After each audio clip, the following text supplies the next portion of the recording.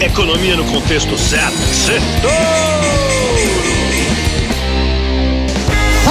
Boa noite, Brasil, ouvintes da Jovem Pan.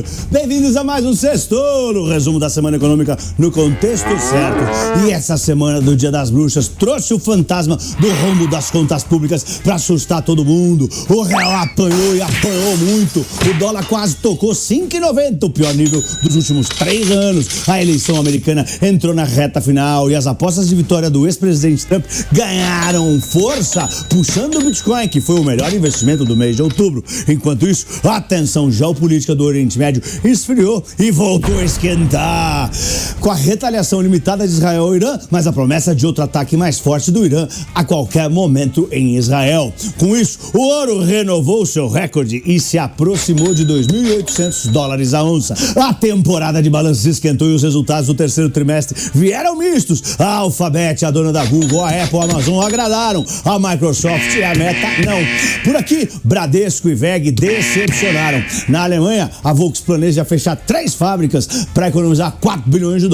Por aqui, a Câmara enfrentou o governo e derrubou a proposta de taxar os ricos. Nos Estados Unidos, o chamado payroll veio fraco, que são os dados do emprego do cidadão urbano americano. É o CAGED dos Estados Unidos, que mostrou que eles criaram pífios 12 mil empregos mês passado. E isso deu gás às bolsas, porque é um sinal de que os juros podem continuar caindo na América. Mas por aqui, a nossa bolsa ignorou. E no fim da semana, a bolsa terminou com queda de 1,30% aos 128.120 pontos. Já o dólar estressou com força e fechou estressado com 3% de alta na máxima da semana, na máxima do dia, na máxima dos últimos 3 anos, valendo R$ 5,87.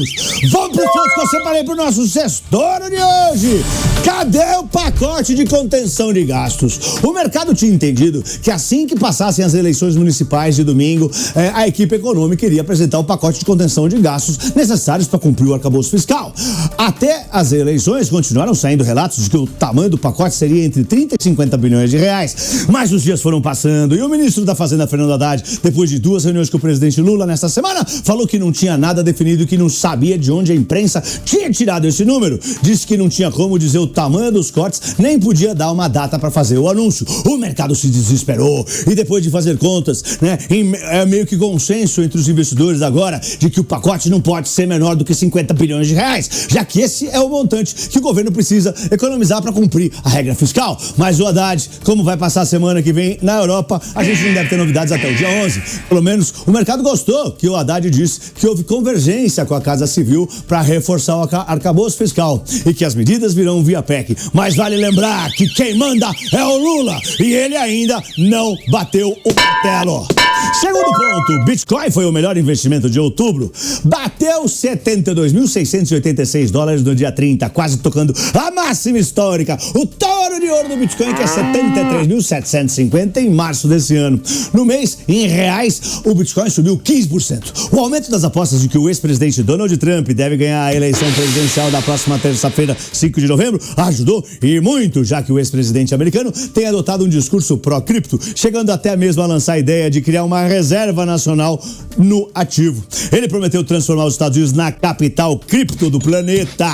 A expectativa de mais cortes de juros nos Estados Unidos também contribuiu. E tem a questão técnica. Os fundos cripto receberam entradas recordes, aportes recordes. Só na quarta-feira dessa semana, o fundo de Bitcoin da BlackRock teve uma entrada líquida sem precedentes de quase $900 milhões.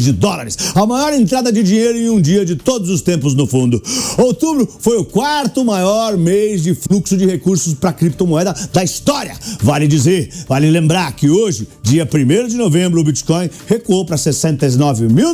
O segundo melhor investimento do mês de outubro foi o ouro, beneficiado também pelas tensões geopolíticas e as incertezas com a eleição americana. O Trump está na frente nas casas de apostas, mas a competição está bem acirrada. Muitos bancos centrais comprando ouro sem parar. Teve uma alta de 11% no mês e quase 60% no ano. Em terceiro lugar, ficou o dólar, que subiu 6% e fechou o mês a 5,87, O maior nível nos últimos 3 anos, desde março de 2021. No ano, o dólar já sobe 20%. Terceiro ponto, Trump é bom pro Bitcoin, pras bolsas e deve fortificar o dólar, né? Mas e se a Kamala ganhar? Os analistas da XP afirmam que o impacto de uma vitória dela é mais indireto e incerto para nossa bolsa. A economia dos Estados Unidos poderia se beneficiar por meio de investimentos em infraestrutura, apoio a pequenas empresas e investimento em saúde. E isso poderia melhorar o sentimento e o humor dos mercados e assim aumentar o apetite por risco dos investidores em oportunidades no exterior e em países emergentes como o Brasil.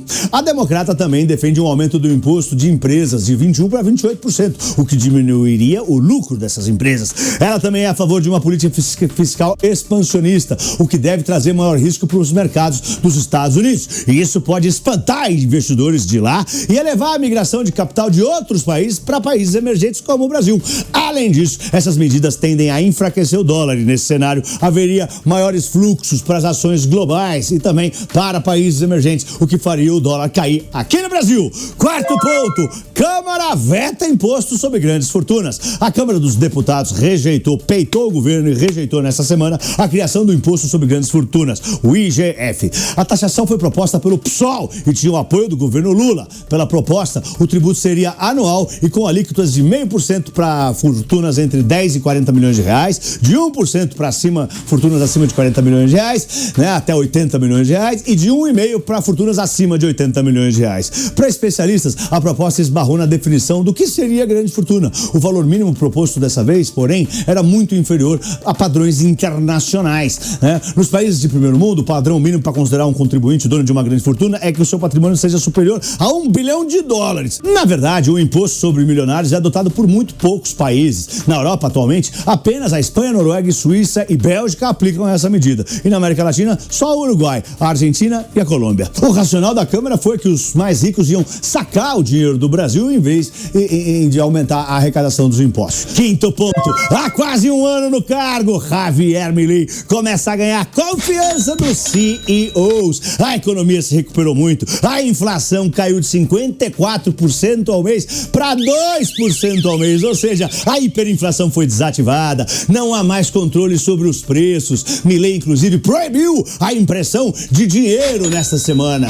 O excedente fiscal, o excedente comercial e o excedente energético foram recuperados. A dívida pública foi reduzida, o risco país também diminuiu, as reformas estruturais começaram, a questão monetária foi estancada. Os executivos gostam da forma como o presidente da Argentina está eliminando as medidas protecionistas e reduzindo a burocracia. O Mercado Livre, que tem sede na Argentina, disse que as vendas aumentaram. A demanda por títulos corporativos aumentou. Logo, a emissão de debêntures também cresceu. Hoje, sexta-feira, dia 1º, o Banco Central dos Hermanos cortou os juros de 40% para 35%. Quando o Milei ganhou as eleições, o juros estava 133% ao ano. A Argentina voltou ao mundo, ao Ocidente, ao capitalismo e à liberdade. Tudo em menos de um ano. E para a semana que vem, vai ser uma super semana nos Estados Unidos, com a eleição presidencial acirrada na terça. Tem decisão de juros por lá na quinta. Por aqui na Inglaterra também tem decisão de juros. E começa a valer o novo horário nas bolsas dos Estados Unidos e do Brasil. A bolsa brasileira começa a fechar às 6 da tarde. Na China tem aquela super reunião importante,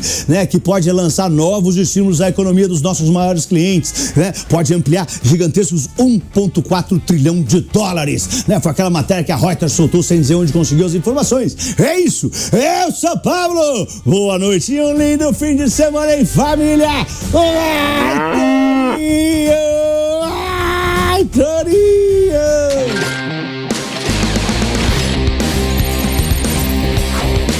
Economia no contexto certo. Certo!